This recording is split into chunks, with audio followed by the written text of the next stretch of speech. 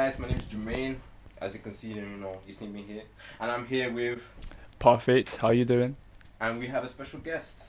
Hey, I'm Magdalene. Welcome to my house, guys. Oh. Nice to have you here. Oh my Thank gosh, you. thank you so much, Thank you.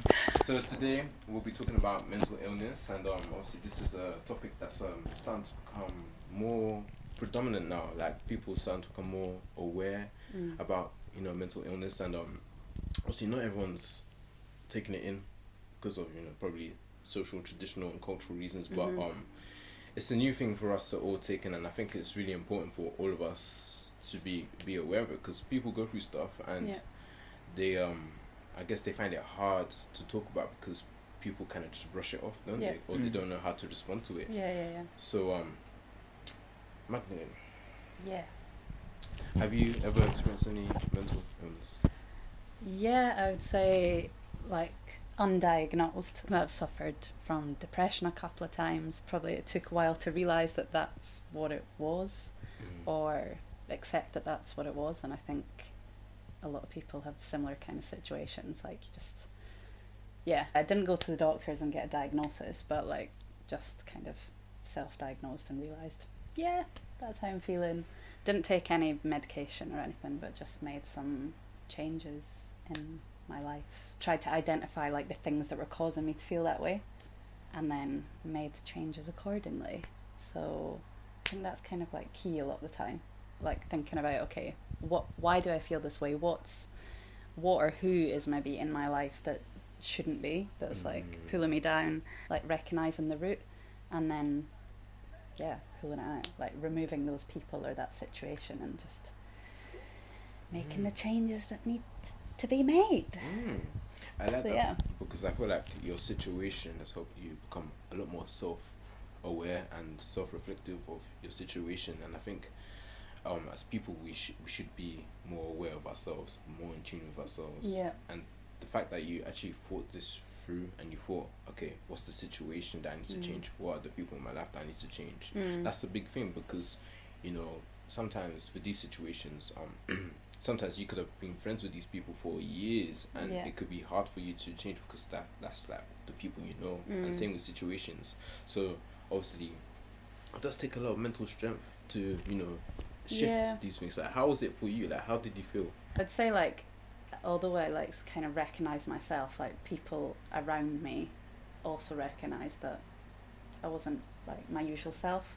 I'm like blessed enough to have like really good group of friends where we're not afraid to say like, hey, like you just don't seem you these days, or like what's going on, rather than like brushing over things. I think that's what's nice about like the times that we're living in.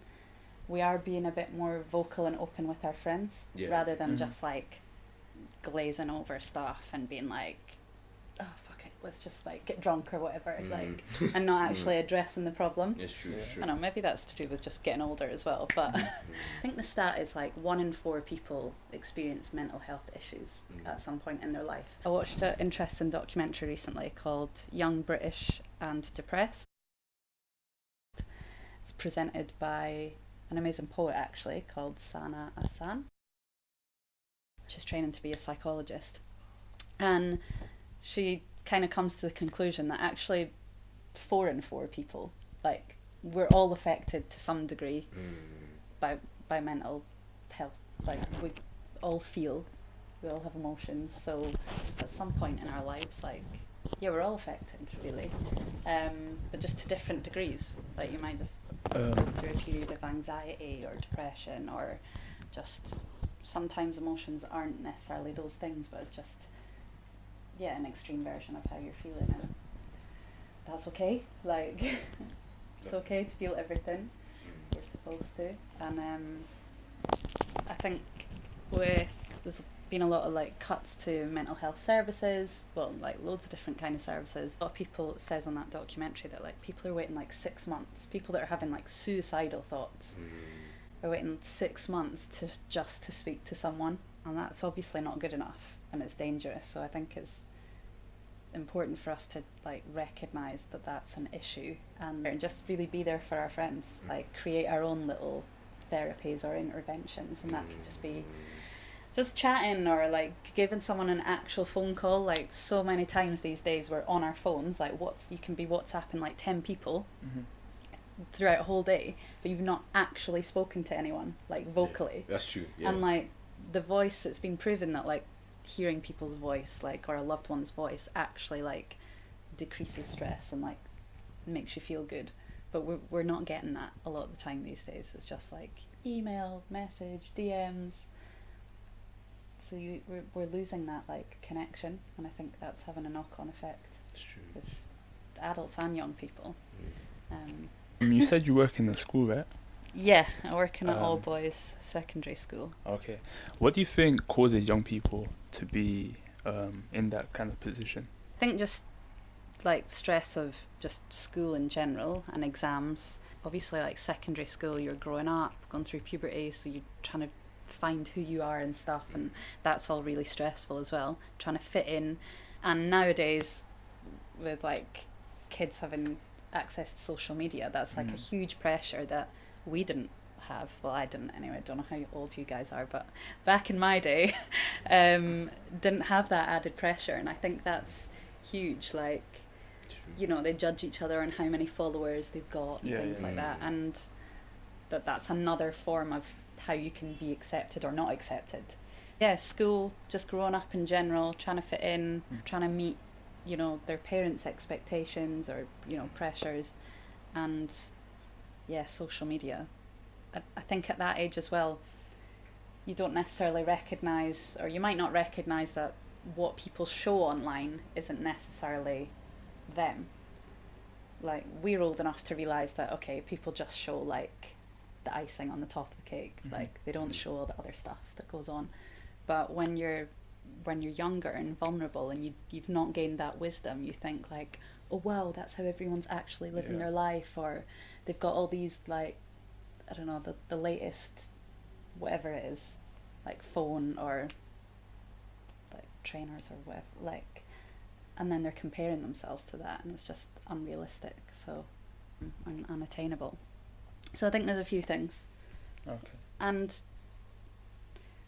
like I said as well, like the services maybe just aren't there. Like there's not as many like youth clubs and stuff, or maybe, although there's a lot of like online communities, so they might play each other like online in the evening and stuff. There's less. It seems to be less times kids are actually like hooking up like in real life and hanging out. So again, you're losing that vocal connection and that real life communication. So from your own experience, have you been able to help others? Okay, there's maybe one occasion where I can think of where one friend was going through like a hard time. She maybe didn't realise it, or she was developing some habits that weren't that healthy, and wasn't recognising that they weren't like that healthy, and was just kind of like whatever, sort of laughing it off, and me and another friend had to say like, hey, this is maybe actually a bit of an issue, and maybe you're doing this because you feel like maybe you're a bit depressed, or you like it at the moment. Like often people don't realise themselves that they or recognise or want to admit it, because it's often hard to face it. So yeah, and then just being aware of that and supporting them through that in whatever way, whether that's just advice or just calling a bit more often or hanging out a bit more frequently. So yeah, I'd like to think so anyway. I think we probably all have helped someone, even if we're not aware of it. Like everyone goes through difficult times, so yeah. And I think also suicide is a very serious thing. Very serious. The ratings with the men, that they're more likely to commit suicide than women, which is quite serious. And I think the biggest killer of men under 45. Yeah, which is very. I won't say when I say shocking, I mean shocking because suicide is shocking, full stop. But I mean, it's disturbing. Yes, yeah, and also like, you know, I was yesterday. I think it was yesterday. Yeah, I was watching a TED talk about some lady. She was talking about men and suicide, and she was talking about how when men are vulnerable women, and that how the way the women react to men being vulnerable, and that she's talking about her a relative of hers that passed away, and that from that experience it made her see things differently about men. So like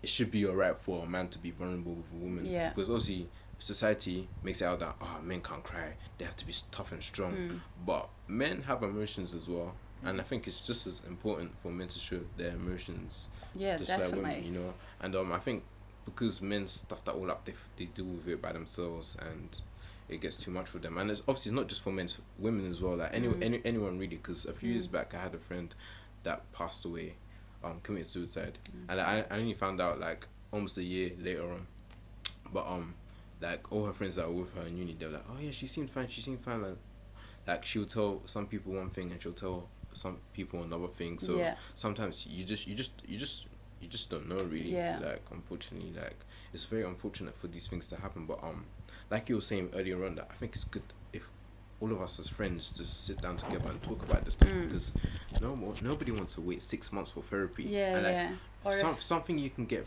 if we can do it for free. Why do we have to pay to talk to someone about our problems when we can do it with our friends? Yes, it can be awkward, yes, but the thing is, we all go through the same thing, and like if one person just has that courage to say one thing, then and everyone else does, then you realize that everyone goes through it, and then I think that in itself creates a stronger bond between the friends. Definitely. And like you said, like that group of friends, one of them, like she told certain people certain things, like she didn't tell everyone everything, or even one person everything, because she probably knew, you know, how if she did, then they would be concerned if they knew everything.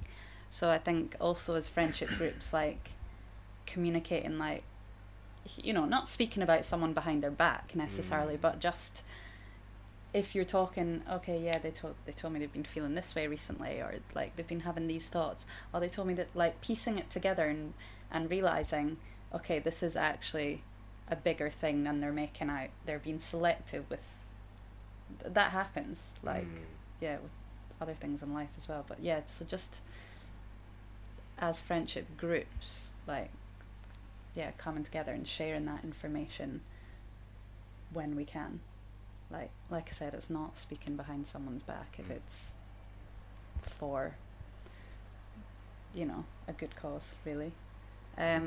Interesting what you said about boys or men being told like they shouldn't cry, or they shouldn't be vulnerable, being brought up in that way.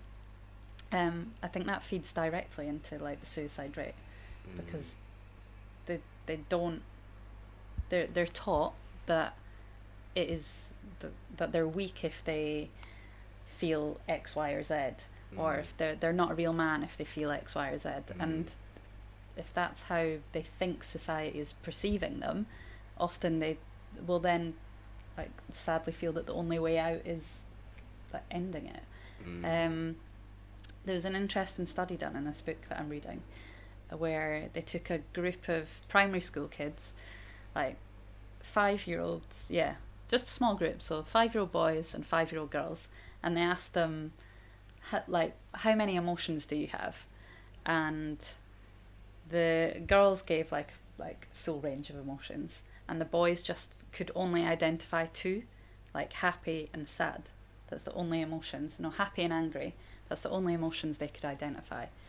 2 years later, they asked the same group the same questions. Again, the girls gave like the full list, and the boys had a whole 3 emotions: happy, angry, and hungry. Like, and although that seems funny, that's actually really worrying. In 2 years, at 7 years old, these boys can still only identify 2 emotions, like happy and angry, nothing in between.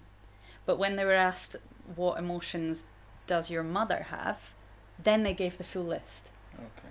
So they could only attach like a full range of emotions to females. And they couldn't identify themselves with, or connect themselves with those emotions. And yeah, that's like really upsetting to discover that. And yeah, why is that the case? Where are they getting that from?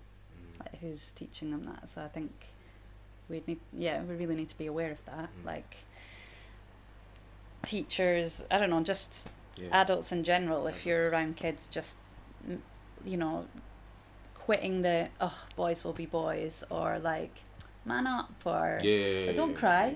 What are you crying for? Like, we need to stop that shit. Like, because that is why they then only see two emotions, or three emotions, if you include hunger as an emotion. As a community, as young people, as a whole community, different ages, different backgrounds, what can we do to improve and work on mental health? A number of things. Trying to recognise the root of whatever is causing you that stress or depression or anxiety, and eliminating that, or doing something that makes you feel good. Okay, like, you know, it sounds like cheesy, but like, finding a sport that you're interested in, or a group, like that might just be like going to football like once a week. And again, there's community in that. Like going to the gym, having a gym buddy, or going to a dance class and you're then part of a community. Like, it's not just about the physically being active, but like just being around people as well. So I think that's important. Just recognizing what you enjoy. Like, again, with like being active, I don't know about you, like I hate the gym, like in terms of like, let's go gym. Like, for me, that's just dry. But some people love it. For the people that love it, amazing. I wish I could be that person. But I have to really enjoy what I'm doing. So just like, again, it's a bit cheesy, but literally do what you want, do what makes you happy. The 9-to-5 grind, especially living in London, a lot of us might not have the time to do those things. So I think really trying to make the time, whether it is just one class a week, or maybe there's like a hobby that you've not actually pursued, or a skill that you have that you've not worked on in a while, and just actually doing that again. You know, a lot of people say I'm not creative, but I think we're all born creative, and it's just like choked out of us as we grow up, because maybe it's not seen as like a viable way of spending your time, or you should be studying biology instead of like drawing animations, or can be seen as like childish being creative, like often, or not as a serious career option. And so like with those perceptions and views, often those creative practices are like choked out of us as we grow up. And I think reconnecting with those things is really helpful, whether that's for me anyway. I love like drawing, and I hadn't done it in years, and I've started to do it again recently. Oh, great. And that. It feels so good, and it's just, it gives you something to focus on, and like you then like your mind like literally blocks out the noise of everyday life. Like you're focused on that thing for that period of time, and you're not stressing about work or whatever it is that stresses you out, and then you feel good as well because you've accomplished something. So yeah, just tapping into our creativity, passions, being part of a community, and just talking, just being open and honest with your friends. We're all human, we all have emotions. Like, that's what separates us from robots. So like we all have feelings, so it's not, let's just accept that. And often the key to feeling better is literally just talking.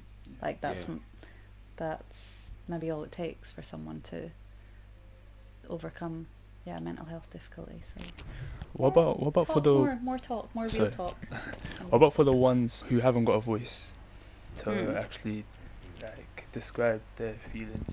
Interesting. Yeah, good question. Again, that's where like being creative in some way can help. Like, you might not want to like physically say how you feel, but you could write it down. Okay. Like either like literally you might just write in a journal that no one ever sees, or for me like poetry is a huge help. Like that is my outlet, and it also means like you can share what you want to share. Like, or you can say, yeah, this is about me, or you can say, no, this is just, You don't have to attach that piece of writing to you. It's up to you whether you say yes, it's informed by my own experience or not. It's up to you. Drawing, like literally, again, like art therapy, like writing as therapy, these are all things that we shouldn't just brush over. Or creating music, singing makes you feel good, or being part of a group that makes you feel good. So our aim with Prince Crew is to talk about subjects that people want to listen to, such as, you know, mental health, or, well, obviously we had that episode based on council estate. We basically want to give people open minds and help them to see things from different perspectives, and also give people a voice as well. Of course, like if there's certain issues you want to talk about, DM us in our Instagram page, you know, because I think it's very important to give people a voice. We want everyone to love themselves and love one another, and our aim is to make everyone be the best version of themselves as well. Yeah. Oh, clicking, yeah, chain, yeah. Bars. Also check out Young, British and Depressed, Channel 4. And also check out Sana. On Instagram, she's Psychology and Poetry. She's the presenter of that documentary. Great poet, really talented, and she's studying psychology. And she just really, presents the whole topic of mental health really well. They actually go and speak to young people that have suffered and been through or tried to access different services and haven't been able to. And have often been given medication when they don't really want to, or not known the full possible side effects. And it looks into that as well, and just looks at mental health on the whole in young people. So it's like 2 20-minute, I think, documentaries, so check it out. Check it out. So where can we find your art? My art? So you can follow me on Instagram to read my poetry, snippets of my poetry. So it's _Magdalene, so MAGDALENE _1. Should probably change that and have something a bit easier, but _Magdalene _1. The people, we're all about connecting, so people reach out to us or reach out to you too.